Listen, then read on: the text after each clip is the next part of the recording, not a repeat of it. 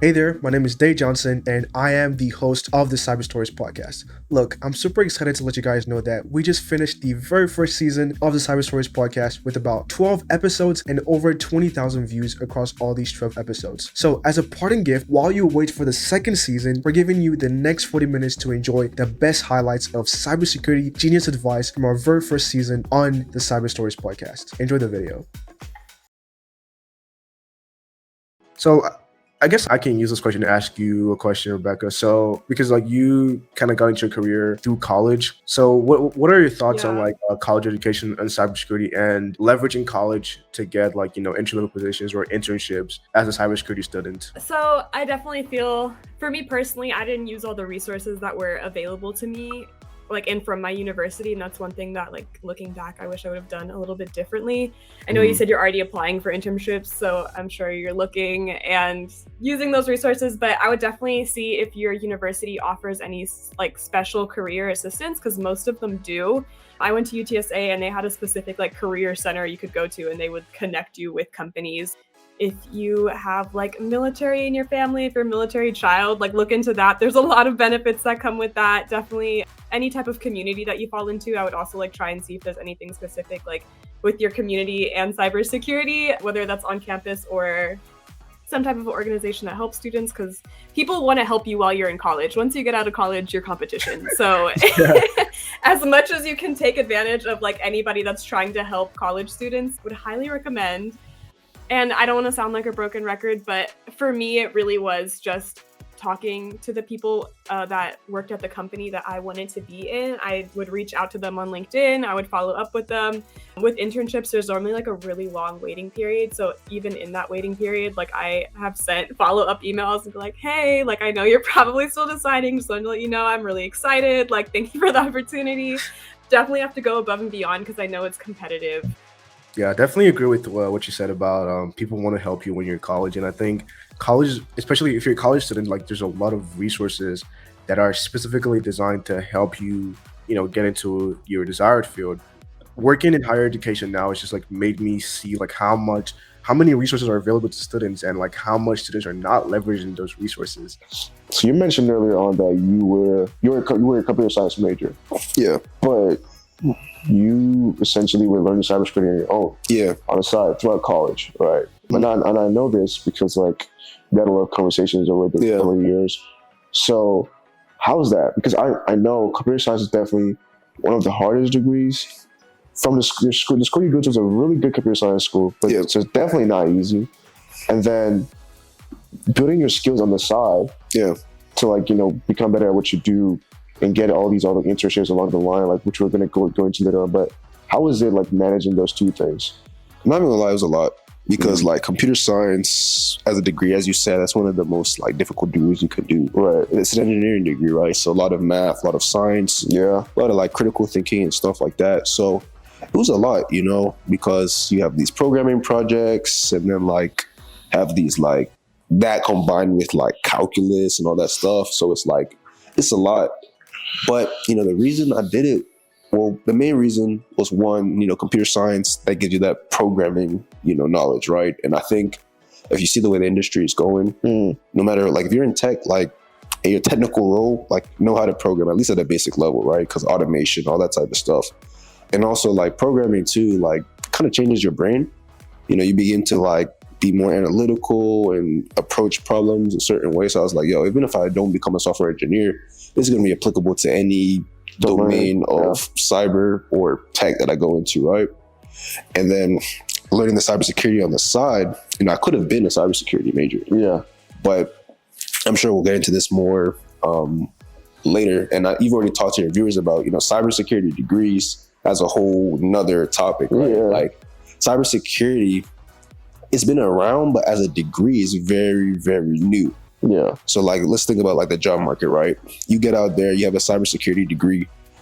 The content from a cybersecurity degree right now, schools haven't even figured out like what is good curriculum. Yeah. CS, we know, like computer science, we know that, all right, you have your data structures, you have your algorithms, you have, one or two programming languages. Like, it's very standard. So like, if you come out with a computer science degree, there's a basic set of skills that an employer knows you have. Cybersecurity, They haven't established that yet. Yeah. So it's definitely a high risk going in a cybersecurity program. You might not come out with any technical skills. So I'm like, let me go with the degree that's known, that I'll have, skills for sure. Yeah. And then the actual parts of cyber that will make me marketable, let me learn that I'm out.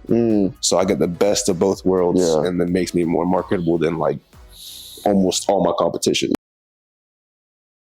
What is the importance of mentor-mentee relationship, right? So you already talked about how the relationship worked and why it worked, but also in your perspective and how my career has grown in the last few years, ever since we've had like that relationship. Why do you think that relationship was important to like my growth and also helping me really navigate the industry in the way I did, especially having like mentorship from someone like you who had more experience? I think it's critical because it helps you avoid the pitfalls like people like me and other people have went through when they didn't have a mentor in the early stages of their career. Like, for example, when you're talking about that first role that you got, and I was like, man, that's kind of low. But I was like, you know what? Take it and just get the money and experience and we'll figure it out later, which we end up doing. But it's just even one of those things of not knowing how, to navigate that, because now I'm exposed to so many different things. I can come in and tell you, like, if a job offer you, say, hey man, they offer me this, what you think?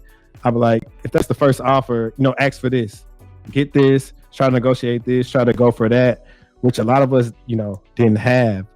And I think also a benefit of being a mentor is not only helping you, but when you have a young person that's hungry, it helps you stay motivated as well. So I've always told Dayspring, and for another person that's in cybersecurity as well, Tayo and Tech, is like they're younger than me, but I've always been inspired by watching them grind because it's always made me grind. Now, whether we're doing the same things or not is different, but the fact that iron sharpens iron. I mean, that's a cliche saying, but it's actually true. If you look at people's probably like closest, like the people that's closest to them, you'll kind of see a reflection of them as well. And so that's why it is important to actually, and it might be a question I might ask you in a little bit, is about like, as you keep on succeeding, like how that circle starts to change if the other people aren't, willing to put in the work to come with you, they get left behind. Yeah, no, definitely. I think it's like a mutually beneficial relationship because like as much as I am getting from you, like you're also like in your own way benefiting from the relationship, which is also great. I don't think people want to be in like relationships whereby one person just keeps taking and the other person keeps getting without any benefits to both parties. But that's definitely great to hear from a perspective. From your experience as a sales engineer, being in the field for however long you've been in the field, your different experiences dealing with clients, interacting with other sales engineers, both, at your role or even in other industries or other roles. What is your advice for people who are looking to get into sales engineering now, whether it's a college student who's about to graduate or someone who works in another field that's not cybersecurity or networking related, or even someone who already works in cybersecurity and is looking to transition into this sort of domain of sales engineering? What would be your advice for that kind of person looking to get into that industry? So I think my advice would be general for anybody looking to find a job. And that is, your resume will not get you a job. People will get you a job. So build your network. Reach out, communicate with other people, other human beings. There are a million resumes being submitted on a daily basis anywhere. If you have a connection with someone, they can help you get a job better. Something to note that many people who refer others to get a job get cash bonuses, right? Just from getting someone hired. So build your network now before you actually need it, so that when you need it, you can reach out to someone. It's like, hey, Dave, I noticed there's a job opening within this company. Do you mind referring me to it? Versus, Dave, you've never met me. You don't know me. You don't know anything about me. Can you refer me to this job? That generally doesn't work. So build your network before you actually need it. Dig your well, as they say. And that's my biggest advice. Like, don't count on your resume. It will most likely not get you the job. For anyone out there who's like looking to like get their foot in the door, get their first job, the first internship, right?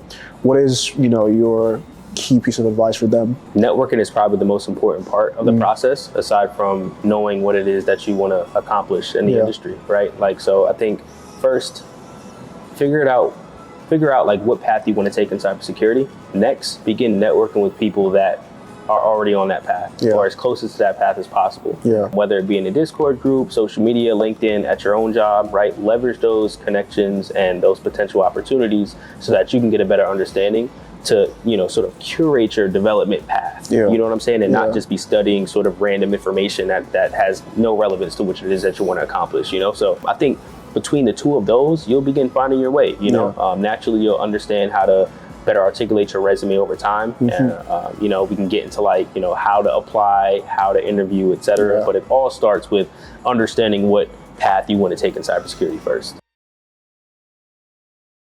You know, you talked about certifications, all of that, you talked about college, all of that. Let's talk about how you actually got into the industry. So we talked about the journey there, those things that you did, setting the pace to eventually get in there, you know, passing the OSCP on your first attempt, as a matter of fact. So after getting all these certifications, you know, doing all these things, what did applying for jobs and eventually getting a job as a security engineer look like? You know, especially not having a degree, for one, not having any like very specific cybersecurity work experience, and just having these certifications. What did that experience look like for you? Actually getting to a point where you start interviewing was pretty much the most difficult part. I personally think, based on my personality and my background, interviewing for me isn't as difficult, especially considering I think I'm persuasive and likable, and I can get my point across.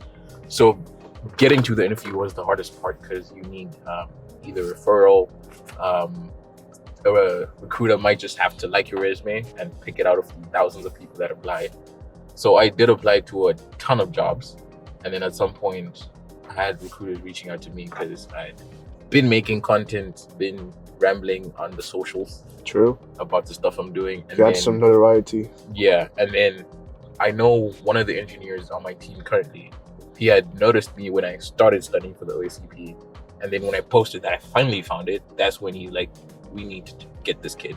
And he told me that after the whole interview process. He's like, I've been watching some of your videos, I like them. And I was like, we need someone like this on the team. So I think it really just depends on what you're doing for yourself, putting yourself out there. And then when you actually get to the interviews, be sociable, be likable, get your point across. Those are very important skills, I think. If you ask me, two of the important skills that you need are interpersonal skills, apart from the technical skills. And so if you're able to talk to people, make them like you, you get really far in your interviews. And then once you're inside, it's a whole lot easier to then start moving up, hopefully. As a hiring manager, and I'm pretty sure you've done a lot of hiring, like you said, you've looked at over thousands of resumes at this point. You know, when you're looking at that, you know, that fresher, like out of college, someone who's just come out of college, they're looking for their first security engineering job. You know, what are some projects or some things that you've seen that was like, this, I want this guy, or actually, I at least want to interview this guy for someone who wants to get into the field. What are some projects you've seen? Yeah. So the best way to answer this is that when I look at a resume, I look for impact. And what kind of impact did you have on a business or an end user or the open source community? So if I see a resume and their skill, you go down to skills and it says Kali Linux, Nmap, like that doesn't really tell me anything. It just tells me that maybe you watched a YouTube video and you ran a couple commands on your keyboard. But if I see something that says I implemented a project to enforce, let's just say, secure by default S3 buckets when someone commits code, that's interesting, because you thought about like, hey, what is the actual business impact of something that's insecure? You're not looking for insecure buckets, you're preventing them from happening in the first place, and you're thinking about the actual end customer of this and what the impact will be. I would rather talk to that person than anybody that just kind of says like, hey, I did some pen testing like on Hack the Box or something. It's just you focus on really what matters, which is like the business, and you can show that either through open source, security conferences, student organizations, or internships. I'm always saying do projects. I'm always saying like do a home lab, do projects in like Python, stuff like that. And you took a different approach to that. You did like the keylogger, in Yeah. Python. You also did like these home lab projects. You did like vulnerable machine ones. You did the ones where you did like purple teaming stuff as well. So what was your approach to projects in a way that was going to show what you wanted to do? Because those projects were indicative of what you wanted to do in the industry, right? Which was offensive stuff, maybe a little bit of defensive stuff, somewhere in the middle. So how did you go about doing those projects in a way that showed what you were actually interested in the industry, not just doing like random things? Like you could have done like a malware analysis project, but I mean, of course, maybe you'd have learned from it or it might have been beneficial, but it wouldn't have necessarily been directly relevant to what you wanted to do, which was offensive security. Yeah. So what was your approach to those projects? At first, I was just doing random projects, to be honest. Okay. And then I bumped into Grant Collins. Grant Collins, He has a website. I think it's Cyber Academy. cyberacademy.org. Yeah. I have no idea. Yeah. You can look it up. I'll put a But- link in the description. Yeah. He has like an outline of projects you can do for offensive people. So he has Python projects and other stuff. And then so I picked the Python projects. I did the keylogger one. I'm pretty sure I did another one. I just didn't post about it, but it's somewhere on the GitHub or something. And then in terms of the home lab stuff, I mostly did it because it seems like everyone has a home lab series. Yeah. And so I just wanted to try it out. I did learn a lot from it, networking stuff, Yeah. configuring stuff. And so I think you just have to find a structure to your projects that align with what you want to do, really. Because if you do things haphazard, you then take longer to learn what you need to learn. And so find a creator that you like. Hopefully they have an outline of projects they have done. You can try emulate that, learn from that, read a lot of documentation, and just try to learn on your own as well. That really works. Let's talk about certifications. So I think this is always a funny topic, and depending on who you're talking to and their perspective of it, and also their experience with certifications. I know you have taken a ton of certifications, right? Whether in college or even after college, especially certifications, Splunk, Red Hat certifications. So I imagine some of these certifications might have been beneficial to your career, but in general, what is your take on certifications, right? Let's say for entry level, mid-level, and at your level now, senior level, what is your take on certifications at those levels? So I feel like certifications are beneficial, like when you're trying to make career transitions, because it's basically showing them that you have the ability to do continual learning. Like when you're in this space, you have to continue to learn. Like if not, you're going to get left behind. Yeah. So I think it's good for demonstrating that. But studying for certification just for the sake of I guess for attaining skills, it don't really do it for me, because the thing is people don't actually study for them. They memorize it, the answers, they go get dumps, they just memorize the terms. They're not actually applying what they learn. So at that point, they're not learning or taking the certification to get the skill set. They're studying for the certification to say, hey, I have the certification. Now I am qualified to do this job, and that's not the case. And honestly, when I first got into the industry, I was the same exact way. I was talking to my Geek Squad manager. I was like, I get my A+, my Net+, my Security Plus, I'm gonna do it. Because at the point I was doing computer sales, and I was trying to get to Geek Squad, and he was like, you don't need that in the Geek Squad, man. I was like, what? I'm like, and this is just Geek Squad. So just think about on a corporate level. So I ended up getting all these certifications or whatever. My school was actually paying for them, so that was great. It had got to the point my teacher's like, oh, if you pass the certification, I'll automatically give you an A. I was like, cool, easy. Yeah. And so as I started to talk with more hiring managers and just really get an understanding, bro, they don't really care about it. If you have the skill set, but don't get me wrong, I feel like certification is also more so an HR thing, to get screened and get past them so that the hiring manager can see your resume. But overall, I do think they are helpful, but because of how social media is nowadays and how people aren't really clear about it, because you got to think about it when CompTIA release a study and say, 80% of Security Plus holders make over 6 figures. Well, you got to realize I've been in the industry for about 8 years now. And I got this certification when I was 18 or 19. Now I make 6 figures. So it's I think they're pretty much kind of taking like the experienced and taking their salary and like, oh, okay, well, obviously if I'm 8 years in the game and I took the certification 6 years ago, of course I'm gonna be making 6 figures. So I think it's like the survey is very misleading. And when these individuals get these certifications, they automatically think they're qualified, and they don't realize just like the fact that you have this the certification, it just basically means you have a basic understanding of what security is. Like, that doesn't mean you can apply it. It doesn't mean, it just means you know the difference between HTTP and HTTPS. Honestly. So that's how I look at certain certifications, unless people are actually really doing it. Like even now, like when people ask me like what certification do they should I recommend for like entry level, I say security blue team level 1. Like I say that every time, because like for the price for what you're going to get, it's better than security plus, like in so many different ways. But if you're trying to go government, I can understand why you want to get security plus. But if you're not trying to go government or anything like that, I feel like security blue team level 1 certification is the best certification for an entry level person. They're going to teach you networking. They're going to teach you how to use a SIM. Security is not teaching you that. Security plus is not teaching you that. So they're actually teaching you how to be an analyst. And before I even know about like blue team level 1, I would tell people, I feel like the CYSA plus is a better certification than the security plus, because again, the CYSA plus teaches you how to be a security analyst. And you're just taking like the blanket skills or terms from the security plus. It's like, okay, cool. I can't really apply this. Not teaching me how to apply. It's just teaching me terms and what they do. It's not teaching me how to actually use it. So I can go on and on about certification, man. Hey, real quick, you know what's crazy? Over 60% of you watching right now are not subscribed. So do me a quick favor, hit the subscribe button, hit the bell notification so you also get notified whenever we drop any new video and you don't miss anything. So yeah, back to the video. Thank you. Back to the video.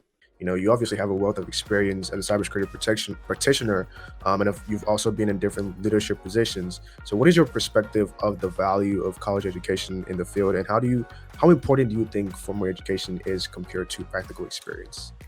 I think it really depends on a lot of scenarios. If someone is better suited in a really rigorous and architected learning environment, I think a 4-year degree is fantastic. If they're like, hey, I don't know what to do, just tell me what to do for the next 4 years and I'll get it done. I think it's easier for someone to follow that path. Not saying that there aren't degrees that people should go into, whether they learn that way or not, because there are definitely some deep technical fields that I would say a 4-year degree would be very beneficial. So for instance, computer engineering is a great, fantastic degree that you could do a lot with in cybersecurity or technology. And it'd be hard to do it on your own. Not saying it's impossible, but it'd be relatively tough. But then looking at other things like certifications, right? Great certifications are great for, getting the job sometimes. Sometimes it's great for exposure. Sometimes you just want to do the cert just to go through the exposure of learning all this stuff. And so then the certification is secondary. But I would say that learn how you learn best. Right? Put yourself in those situations. Do projects, because 4-year degree and a certification is not going to cut it. Get your hands dirty with whatever it is that you're trying to do. Work with the people that you want to be your peers one day, and eventually maybe even lead them one day. Those are more important aspects of the cybersecurity journey. But I would say do leverage 4-year degrees, do leverage certifications, but don't make them everything. I want you to walk me through your mind of the process from going to, having no offensive knowledge to doing the PMPT, OSCP, and CRTO, because that was that was quite the journey for you, starting from okay, this is a new journey, this is a new domain I'm actually trying to get into. What mindset, what did you have to do to really get yourself into a position to be okay, this is a new domain I'm getting into. How do I approach it? And then getting all these certifications within a relatively short period of time. About a year. And these are not easy certifications. These are like the OSCP, for example, is one of the most respected certifications in the industry and one of the most difficult ones, right? PMPT, of course, the CRTO. What was that journey like for you? Yeah. So if possible, I'll give you a timeline. Yeah, sure. So when I began taking an interest for offensive security, I had to be around August or September of 2021. Right. And for those that are familiar with the DoD, they will support certain certifications as long as they ensure a certain level of compliance. That 85, 70, whatever people love to hear about, talk about. So there's only certain certifications that they're willing to pay for. Security, all the CompTIA certifications, basically, and the CEH, which is EC Council. So I'm like, okay, if they're not going to pay for like the OSCP or the PMPT or any of these other certifications, like the closest I'm going to get, in terms of like leveraging my current opportunity is going to be the CEH. So I took the CEH, went to a boot camp for it, prepared for maybe about 2 weeks. And at the time I was already sort of doing my own research. And so at this point in time, I was just connecting the dots. So what is the high level methodology of an ethical hacker? From reconnaissance, all the way to actions and objectives or like command and control, what's happening all in between that? What tools are they using? What are the TTPs, et cetera, right? And so I had that high level understanding after passing the CEH. Shortly after my high ended for the CEH, I did some research and I realized very fast that it wasn't a respected certification in terms of practicality and for obvious reasons, right? So I said, all right, cool. Like, well, I gotta go earn my stripes now. And I came across the PMPT at the time. I knew I wasn't ready for the OSCP. I knew for sure I wasn't ready. But the PMPT from TCM Security was an alternative at the time that I believe is a great starting point for anyone looking to be more practical. And get more information about ethical hacking. So I went through that course for about 2 months, like around that time frame, and I took the exam, and that gave me a more granular breakdown of what I had already had like established understanding-wise from the CEH. So now it's like, okay, cool. Now I know specific attack vectors. I know like certain vulnerabilities to watch out for. Like I know this now. You know what I mean? I still, though, didn't understand how to articulate that from an interview perspective, as well as just like, like an explanation perspective. So from there, I'm like, okay. And I also was trying to get interviews and stuff. Wasn't really getting like interviews. And so I'm like, okay, I am going to need like the key to the Golden Gate, right? The gatekeepers. I'm gonna have to shoot for the OSCP. Then at the time, I was prepared to purchase it. It's a very expensive exam for those that are familiar. And I had stumbled upon BIC coincidentally. And they were running a red team cohort, which essentially meant that they would sponsor the exam. So shout out to BIC. And so luckily I was able to, go, they had an interview process. Luckily I was able to, get through the interview and they were able to sponsor the exam. Being that I was fresh off the PNPT and already preparing for like, the OSCP, that took about a month, a little over a month to just knock out some labs, try to get familiar with the environments as much as possible. And I went for the exam. Luckily, I was able to pass on my first attempt. I know you have a couple of certifications, especially a couple of Splunk certifications. So what is your take on certifications as it regards to cybersecurity, as well as Splunk certifications specifically? So cybersecurity certifications in general, I would say be specific about what you want to get. If you're a junior person, if you have like 40 certifications, I get very specialist at what you're doing, right? I've seen I'm like, do you really know, but do you really know all this information? Like, how is that like humanly possible if you've been in this field for like 1 year, right? So people like that, when they interview for a company, we grill them very hard, right? Because we assume you know the knowledge, right? And then when we ask them about like, what is Splunk, and they can't answer that, we get very concerned, right? Like you have all these Splunk certs. So when you're getting certifications, get ones that will specifically pertain towards your job, right? If you're gonna do blue team work and be a SOC analyst, then getting like a pen test plus, right, probably isn't the best route for you to start off, right? Maybe get blue team, maybe get security plus, maybe get something along those lines. As it relates specifically towards Splunk, my client requires it for me to work on a system, so I kind of had to have it. That's how a lot of our clients are. And Splunk certifications, in my opinion, for the most part, ascertain from at least the surface level if you understand how the platform works.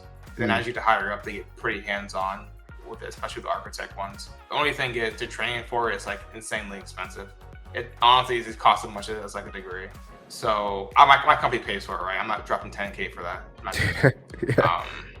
So I would highly advise, if you want to specialize in Splunk, to get the Splunk certifications that will help set you apart. Gotcha. Before a cloud security podcast, like, let's talk about your journey. Like, what was your background in? Because I know you have a professional background. You've done a lot of things before going into cloud security podcast. What does that look like for you? Yeah, sure. So I did from a professional qualification perspective, I've done a master's in cybersecurity. Actually, this was called information security back then. So now they changed the degree name. That's how old I am for people. It's like that. It's not even called information security anymore. It's called cybersecurity. And once I did that, the first job that I had was in identity and access management. And the funny thing is, when I was doing identity and access management, I thought that was the most boring thing in the world, because like, who wants to talk about identity all day? Like, how many kinds of identity can Ashish have in a company at any given point in time? Like a normal user and admin user. Worst case scenario, a third case scenario, he's an executive, so he gets a bit more. But how many scenarios can you really have? And moving forward to 2022 onwards, cloud and identity have become like synonymous for, hey, identity is a new parameter for cloud. So all that knowledge from them has still been valuable. After I did the identity access management for some time, and I moved over to a consulting company. I started working in the cloud space. I started doing the whole cloud security engineer role, which was really interesting. At that point in time, we were one of the first banks in Australia to go into the AWS cloud. I think, fun fact, I don't know if it's still true, but when we were starting off back in that startup, I would probably say the largest consumers of AWS outside of US was Australia at that point in time. So in a way, lucky being in a country which was the largest consumer of AWS outside of US at that point in time. So very forward thinking from that perspective. So we got to work on a lot of interesting projects. And I got, because I had identity skills and cloud security skills, started working as a security architect. From a security architect perspective, did that for telecom companies, banks, did identity access management in a cloud context for an entire bank in Australia. After that, the consulting company that I was working for, they decided to expand into MSSPs. So did SOC, build a SOC team around it as well, help them talk about what that would look like, what does compliance look like. And as I was gathering all these skills, I kind of realized, wait, I've kind of done all sides of it, except for pen testing, which I was literally there in pen testing for 1 hot minute, and after that I left because I was like, this is not for me. It's like, there's no way I'm going to spend hours trying to read manuals. This is totally not my thing. I can talk about it for hours, but I definitely cannot read manuals for hours.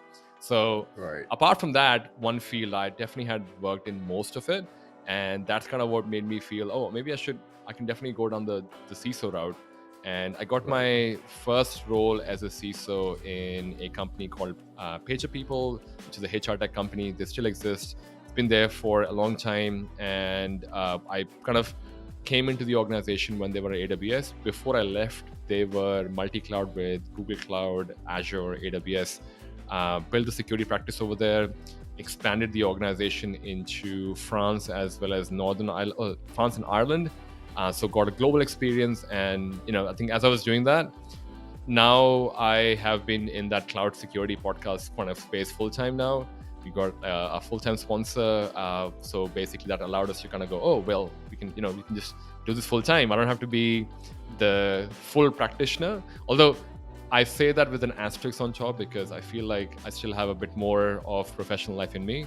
But for the moment, I wanted to see how I go with the whole full-time content creation space. So that's kind of like, I know it took a whole 10 minutes to kind of explain my journey, but there's a lot that happened. How do you think your experience working in intelligence kind of helped you build a career in cybersecurity? Yeah, I would say my role in intelligence, because it was a technical intelligence, it really got me back to my roots. I've always loved technology. I was one of those kids that had the little set where you could turn into an alarm system, you could turn into an AM radio. And so I've always been fascinated by technology. I wanted to create Terminators, right? Like Terminator 2. Never got to there, but I've always been fascinated with technology, with computers, and just doing things that people think are magical. So that's what really got me on that initial path. But when I got into the Marine Corps and I learned intelligence, I was able to combine this love of rhetoric, this love of language, and just high level concepts with technology, the bits, the bytes, and being able to fuse those together really just kind of set me on a path for threat intelligence, big leadership at cybersecurity, and then ultimately creating content of a technical nature. You've already shared a lot of, things, about like what you should know, how to navigate things, tuning out all the noise out there. But is there any last words of wisdom you wanted to share with them? Yeah, I've already mentioned you have to be a hustler, but I wanted to clarify what I mean by that. So there's a lot of opportunities out here to get into cybersecurity. It's very vast, it's broad, but that doesn't mean that you have to stick with one thing. A lot of people, they get into one field and they realize this isn't for me. As long as you learn how to build transferable skills, and having that foundational knowledge that we talked about is going to be key to where you can always dip back into your bag and be like, okay, I don't know how to be a stock analyst, but I at least know the fundamentals of networking, and I can understand all of these aspects that could help me land this job. You have to build your network. You have to, and it's not just following people that talk pretty about cybersecurity. It's also the people that don't say anything about cybersecurity too. Because on my LinkedIn, I really don't talk about cybersecurity because it's not who I am. It's what I do. Yeah. And so you have to kind of fill your network up with people who are knowledgeable, who are experienced, but then also who may be well connected. But build a relationship. Don't just follow me on LinkedIn and immediately ask me to be your mentor, because the answer is always going to be no. I don't know you. But then also you have to be strategic about how you're approaching people and how you're looking to get mentored. If you don't know what it is you want to do, if you don't know, your why, if you don't have an understanding of at least, okay, what certs do I need? What base level skills do I need? What exactly are you looking for someone to help mentor you on? Do you want them to give you a blueprint? Yeah. That's the quickest way to get blocked. People are not about to just spoon feed you how to do this. Yeah. You have to do the work yourself. So before we round up, do you have any sort of final words or messages you'd like to share with the audience? Just for context, it's more of a entry-level, mid-level audience. So people who are sort of starting their careers or sort of just progressing somewhere in the middle of their careers. So any sort of final thoughts for them? I would say, I'll give you a couple of things. The people that are first starting, I created another framework. And I'll go through it as quick as I can. I made this during the pandemic. It's called Exist. And it's basically, how do you discover different worlds within anything? And you can focus this on your career. You can focus on cybersecurity, sports, hobbies, whatever you want to call it. Another acronym. EX is explore, right? Explore everything. Expose yourself to all kinds of different things in cybersecurity, on the defense side, on offense side, policy, compliance, everything. You're going to find that thing that's really interesting to you. Ooh, this piques my interest. I love solving puzzles. I'm going to do threat hunting, or I love being calm in a crisis, incident response. Once you find that thing, the next one is the I and the S. The I is immerse yourself, surround yourself with the ideologies, the imagery, people, because you will learn a lot through osmosis. Join the groups, have those conversations, read books, not necessarily to study, but just to get used to the lexicon and all that good stuff. Then that S is the study. That's where the rubber meets the road, where you practice, where you're reading to really understand and take that certification. You're going through AWS, different scenarios. You say, okay, this is how you configure this. Maybe you're even doing things like CTFs or TryHackMe or whatever it is. You're really starting to get that tactile understanding of what you need to do in this field. And then that T is translate or transform, right? Sure, it might be great for us to learn all this stuff and keep it all to ourselves, but we really want to make an impact in our organizations. We want to make an impact in our community, or even in our youth. So translate, being able to take that information and that experience that you've learned over your career, share that with folks, share it with kids, your peers, share it on stage, share it in a podcast and a social media post, or transform your organization, transform your industry, maybe your media and entertainment, or maybe you can transform cybersecurity altogether and create something new, an open source project or a solution that supports SMBs, right? We were just talking about SMBs. So I would say, exist. So explore, immerse, study, translate, transform what you're doing. That's the model. Absolutely. I appreciate that advice, and I'm sure the viewers also appreciate it. Hey, thank you so much for tuning into this episode of the Cyber Stories podcast. We really appreciate your support. Hey, if you really like this episode, be sure to like the video and also comment down below the one thing you learned in this podcast. Also, don't forget to check out the links in the description for your various cybersecurity resources. And finally, if you want to watch other videos as part of this podcast series, then check out the playlist somewhere on the screen. Once again, we appreciate you watching the video and see you in the next episode of the podcast. Bye-bye.